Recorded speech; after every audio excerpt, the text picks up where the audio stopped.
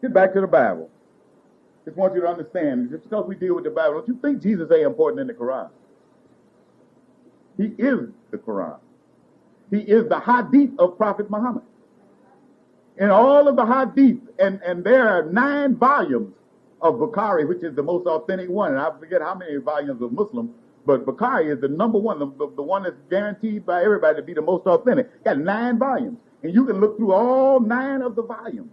You will never, ever find Muhammad saying, "I shall return," like MacArthur said. You don't find that. You don't find Muhammad saying, "When the Mahdi comes, I shall be with him." And I know every hadith where he talks about the Mahdi coming, he says Jesus will be with him. When he talks about the breaking of the cross and the killing of the swine, he says Jesus will break the cross. Jesus will kill the swine.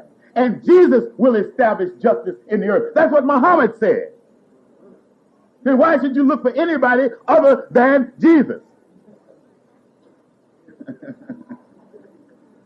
All right. But even Jesus tells you he's going to send you somebody else. Look what he said.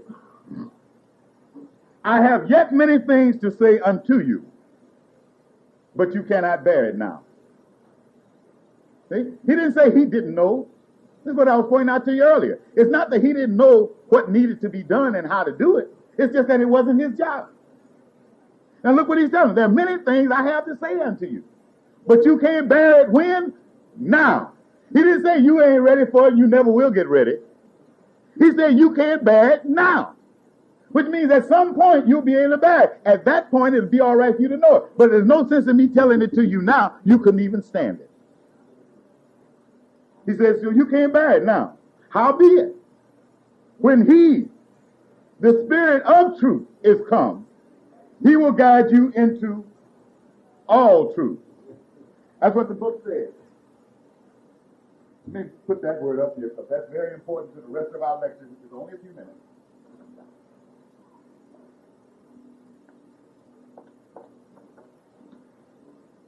All. You know what all is? Entirety.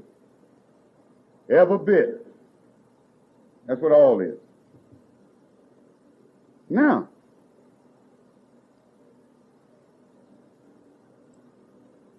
if Jesus, the Jesus we're talking about, says that when this one comes that he will send from the Father, that he will guide you into all truth, that means that the Jesus didn't give you all truth. Because if he did, then the person coming behind him would be redundant or tautological or repetitious, whatever you want to call it, but he'd be reinventing the wheel. If Jesus already gave you all truth, as some Christians swear, Jesus didn't tell that lie, but some preachers do. If Jesus didn't give you all the truth, somebody else is coming to bring you all the truth, then you crazy if you think that the one coming behind Jesus ain't going to say nothing Jesus didn't say. He can't bring you the rest of it without bringing you something different. Ain't that clear? All right. We have some lessons that we've studied, memorized. These lessons, questions asked by Master Farah Muhammad, and in some cases the answer supplied, but in the other cases, Master Farah Muhammad pointed out that the answers that were there were the answers to the first term examination given by the Honorable Elijah Muhammad, and they were near correct. Isn't that what it said? So they were very near correct. Okay. Now then, that was in the first term. You mean very near correct? Well, some of y'all read Ivory Soap commercials and see them on TV. You see what it says about Ivory Soap? It says 99 and 44 100% pure. But they couldn't say it was pure because pure is what? 100%. Right? In order to be pure, it's got to be 100%. As long as there's some percentage missing or fraction of a percent missing, it is not pure. So therefore, they are not allowed by law to say it's pure when it ain't pure. So they tell you that it's very near pure, but it's not quite pure. Same way. Near correct is not correct. Near correct is incorrect. Oh, yeah. Oh, yeah. Minister Farrakhan gave an excellent example last Sunday in Chicago. So if you have a mathematics, right? Islam is mathematics, right? Mathematics is Islam, can be proven in no limited time. And in Islam, we do everything how? Right and exact. Okay? Anything short of 100% ain't exact. He gave an example. He said, now, if you got a mathematical problem and the answer is 10, and you answered 9.999, what kind of mark you get? Do they mark it correct or incorrect? Tell it like it is. I don't care how close you get. If you ain't on it, it is not correct. Praise is due to Allah. All right. 40 years just to understand his mission. Well, if it took him 40 years to understand his mission, that means that for 40 years he was working without a thorough understanding. You say, but he was successful. Of course he was successful. Allah is with him. That's part of his proof that he's with him. That even if the Honorable Elijah Muhammad did something that he didn't understand, Allah took care of it. That kills the gainsayers who holler that he's just a self-made leader and he's got the Almighty God with him, or he could not have been successful as he was. All right.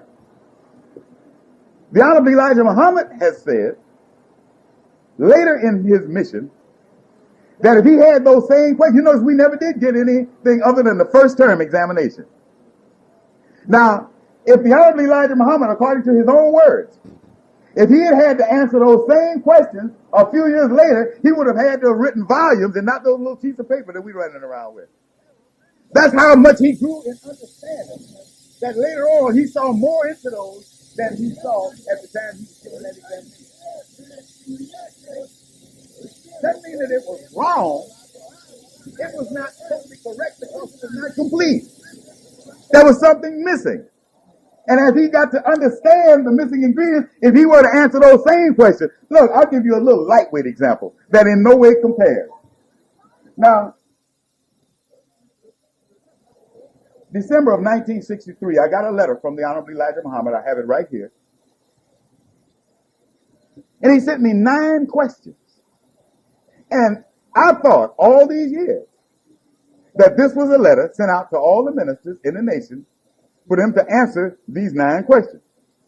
Dear brother, will you please answer the following questions to the best of your knowledge and return them to me? Then he states the 9 questions. He says more questions will follow after the correct answers to the above have been received. So I diligently sat down, wrote these 9 answers. Now, of these 9 questions, 4 of them was about myself. 3 of them were about the devil, and 2 of them were about God. Now, that's a strange lineup. I don't quite understand it yet, so that's all I'm going to say about it. But I thought it rather strange when I saw it. That's the ratio of the question. More about me than the next amount about the devil, and the least amount of questions about God. Maybe he's telling us we need to learn them other things more before we can really understand God. I don't know. But anyway, the point is, I sat down December 26, 1963, and I wrote him the 9 answers to the question. Never heard any more about it. So, as I said, I had assumed, as I always tell you, it's bad to do. I had assumed that all the ministers in the nation got it. But as years went by, when I came back into the Nation of Islam, And I began to question those who used to minister at the same time I did. Nobody had ever seen these questions before. So finally I got to Minister Farrakhan and Brother Jabril. They had never seen these questions before. So that hit me kind of strange. But anyway, when we met in Phoenix in November of 84, Brother Jabril reproduced these questions. And this same little examination was administered to all of the ministers in training in the nation. So without referring to my previous answers, I just went from my understanding at that time and I re-answered those same questions. Now I'm looking at the answers I gave in December 1963, and I'm looking at the answers I gave in November 1984, 21 years later, and I see a marked difference. I mean, it's different as night and day. Now, if that happens with my little pea brain, just imagine. Listen at me now. During that 21 years, I spent 13 of them out there wallowing in the slop in the gutter. And still, I can see the growth and the progress in my understanding. Now, the Honorable Elijah Muhammad was on his mission every day of his life, all the way up to the time that he made the statement that he made. You can imagine how his understanding, living right, eating right, thinking right, praying right, treating folks right, doing all of that. You can see how from that day in the 1930s, all the way up to the 60s and the 70s, you know how that righteous man would have to go. So you would have to understand that if he had to answer those questions today, the answers that you and I have wouldn't even seem to fit. Now, you may say, well, I just don't understand that whole reasoning behind God raising up a man, and then that man does something, then he has to go and somebody else has to come and all that. Well, look, brothers and sisters, any of you that ever watched concrete being poured, or some of you may have poured a little concrete, you know that before you pour the first concrete, you build a form. You get you some wood and you build a form. And you make that form in the shape that you want that concrete to wind up being in. Now you make the form and you pour the concrete. And then you let the concrete set. But the form has to hold that concrete in place until it reaches a certain consistency. But as soon as it reaches that consistency, you take the form away and the concrete stands on its own. You sister do the same thing with a cake. You can't just take cake batter and pour it in the oven. If you want a round cake, you put it in a round cake pan, don't you? If you want a square one, you put it in a square cake pan. Okay? You want a sheet cake, you put it in a cookie tin. I mean, whatever shape you want it, you put it in the form that you want it. Now, once the cake has firmed up, has become solid, you dump it out of the form. And it doesn't move, does it? It remains just like you wanted it, and the form is going on about its business. Well, that is the same way. The Honorable Elijah Muhammad has a mission from God to shape us a certain way. But in the shaping, we have to go through 3 stages. It was the Honorable Elijah Muhammad's job to prepare us for the second stage by completing the first stage. It is Minister Farrakhan's job to complete the second stage. And when the second stage is complete, you don't need anybody to show you how to complete the third stage, because the second stage makes you complete the third stage. All right? Very early. You're getting out early. But I'm just going to tell you what they are, and then you'll understand. In the condition that our people have been put in, and you heard my son Omar run it down to you very graphically, in the condition that we were put in, there were certain steps that had to be taken before we could become free men and women and stand up and be equal with the rest of the people of the earth. The first step, brothers and sisters, we had been so used, misused, abused, and bruised till there was nobody that we felt that we could trust and depend on. Everybody that had come forth that we had trusted had disappointed us. So the first step with the black man and woman in America was that they had to find somebody that they could depend on. They had to be convinced that everybody in the world is not so rotten that you ain't got a friend in the world. And the Honorable Elijah Muhammad, through his suffering for us, through his sacrifice for us, through his work for us, through everything he did for us, and his undying love for us, absolutely convinced black people, hey, there's somebody we can depend on. Okay? Now, once he had established that, he couldn't go to the next step. He established it so hard, brothers and sisters, until I used to say it myself. You know, I couldn't imagine a world without the Honorable Elijah Muhammad. Now, he gave us a strength, but it also was a weakness. We were all leaning on him. Well, that was good because we never had anybody we trusted enough to lean on before. So he did that. Now, but he could never, brothers and sisters. The way we depended on that man, there's no way the Honorable Elijah Muhammad could have ever said to us, okay, now, I'm backing off. You'll do so, depend on yourself. No way. No, he had to do like you do when a baby's born. Had to cut that umbilical cord. You know, you don't ease the umbilical cord. You cut that bad boy. Snip. It's all over. You ain't with mama no more, Jack. It's all over. You got to go for self. Okay? So he had to do that. Now, when he did that, I mean, brothers and sisters, we went to pieces, didn't we? We panicked. That's natural. You may say, well, he should have prepared. Pop out had him in prayer. No, that ain't the way natural birth goes. You have been there 9 months secure and safe and warm and snug, knowing that mama gonna feed you, mama gonna breathe oxygen into you, mama gonna take care of it. All of a sudden, boom, you cut loose from mama. You don't immediately have any relief. That's why you holler, ah! What is this? What's happening? Somebody help me, please. I mean, you are scared to death. What in the world is this? It's cold out here. I'm wet and ain't nobody driving. What's the matter with y'all? You go to pieces. That's natural. That is the natural progression of life. So that's what he did. Now, Minister Farrakhan, this is why you see him making certain moves that he will not let us. And we intend to, we try to, we want to, we mean to do the same thing with him we did with the Honorable Elijah Muhammad. Hang on, it's Jack.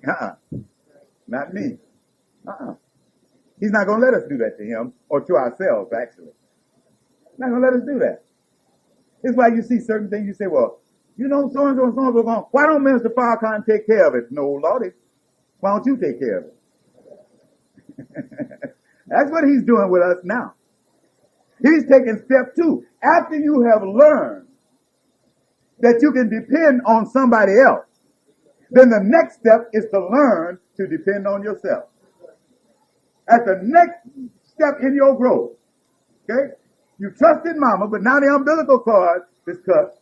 You panic, you went to pieces, but after a while, you know, mama goes on and nurse you, the nurse take care of you, the doctor, you say, well, there's some friendly folks around.